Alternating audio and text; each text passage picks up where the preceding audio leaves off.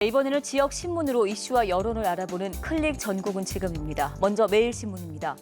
군 공항인 K2와 대구공항 이전 후보지 선정 작업이 속도를 내지 못하고 있어서 올해 안에 쉽지 않을 것으로 전망됩니다.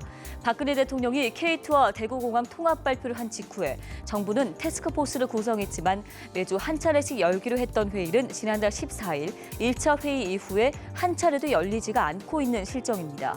만약 통합 이전 태스크포스 팀이 재기능을 하지 못하면 군공항 이전과 지원에 관한 특별법에 따라 이전 후보지를 선정해야 하는 상황인데요. 군 관계자는 특별법 절차를 따르게 되면 올해 안에 후보지 선정은 가능하더라도 주민투표 등의 절차가 남아있기 때문에 이전지 최종 선정은 빨라야 내년 초쯤에야 가능하게 된다고 설명합니다. 이에 대해 대구시 관계자는 정부의 강력한 의지가 필요하다며 대구공항의 위상과 국비 지원 등에 대한 정부의 입장 표명이 필요하다고 밝혔습니다.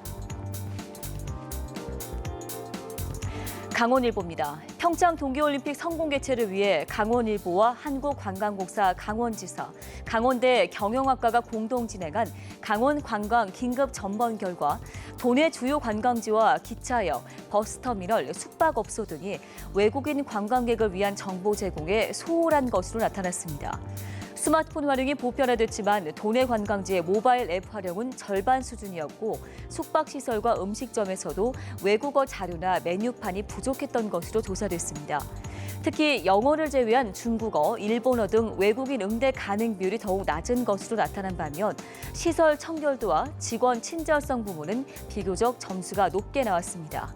이승우 강원대 관광경영학과장은 1년 6개월 남은 기간 상대적으로 떨어지는 분야의 집중 개선이 시급하다고 말했습니다.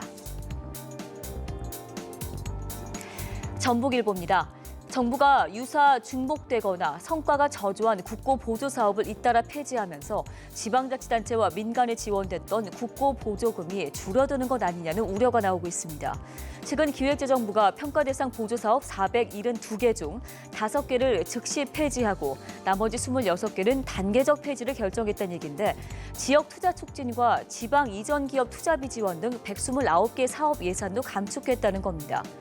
국고 보조 사업의 추가 폐지와 감축이 지속될 것으로 전망되자 결국 해당 지방자치단체가 이 부담을 떠안을 수 있다는 지적이 나오고 있습니다. 지난해 전북에 지원된 국고 보조금은 3조 78억 원, 전북도는 지역경제 활성화에 악영향을 끼칠 수 있다며 촉각을 곤두세우고 있습니다.